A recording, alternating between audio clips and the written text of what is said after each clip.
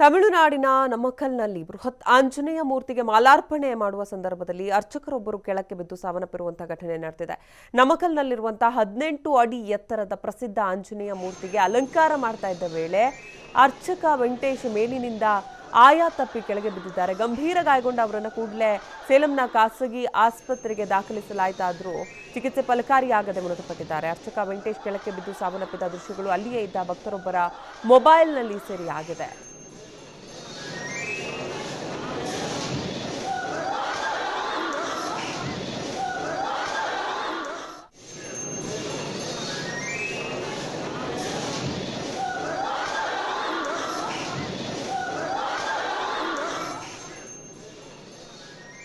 ನೀವು ಕೂಡ ದೃಶ್ಯದಲ್ಲಿ ನೋಡ್ತಾ ಇದ್ದೀರಾ, ಆಂಜನೇಯನಿಗೆ ಅಲಂಕಾರ ಮಾಡುವಂಥ ಸಂದರ್ಭದಲ್ಲಿ ಸಹಜವಾಗಿ ಅಲ್ಲಿ ಇದ್ದಂತಹ ಭಕ್ತಾದಿಗಳು ಅದನ್ನು ಮೊಬೈಲ್ನಲ್ಲಿ ವಿಡಿಯೋ ಮಾಡ್ತಾ ಇದ್ರು.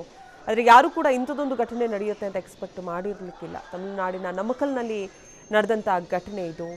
ಆಂಜನೇಯ ಮೂರ್ತಿಗೆ ಮಾಲಾರ್ಪಣೆ ಮಾಡುವಂಥ ಸಂದರ್ಭದಲ್ಲಿ ಅರ್ಚಕರೊಬ್ಬರು ಆಯಾ ತಪ್ಪಿ ಕೆಳಗೆ ಬಿದ್ದು ಸಾವನ್ನಪ್ಪಿರುವಂತಹ ಘಟನೆ.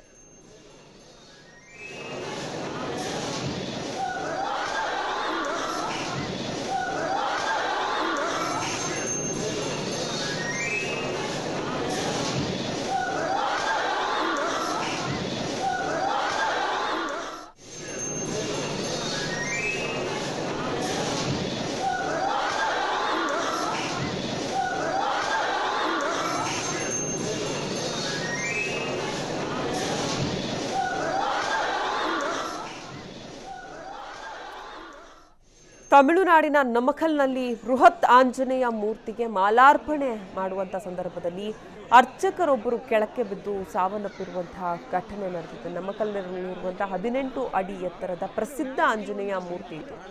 ಆ ಆಂಜನೇಯ ಮೂರ್ತಿಗೆ ಅಲಂಕಾರ ಮಾಡ್ತಾ ಇದ್ದ ವೇಳೆ ಅರ್ಚಕ ವೆಂಕಟೇಶ್ ಮೇಲಿನಿಂದ ಆಯ ತಪ್ಪಿ ಕೆಳಗೆ ಬಿದ್ದಿದ್ದಾರೆ. ಗಂಭೀರವಾಗಿ ಗಾಯಗೊಳ್ತಾರೆ. ಅವರನ್ನು ಕೂಡಲೇ ಸೇಲಂನ ಖಾಸಗಿ ಆಸ್ಪತ್ರೆಗೆ ದಾಖಲು ಮಾಡಲು ಆಗುತ್ತೆ. ಆದರೆ ಚಿಕಿತ್ಸೆ ಫಲಕಾರಿಯಾಗದೆ ಅರ್ಚಕ ವೆಂಕಟೇಶ್ ಸಾವನ್ನಪ್ಪಿದ್ದಾರೆ.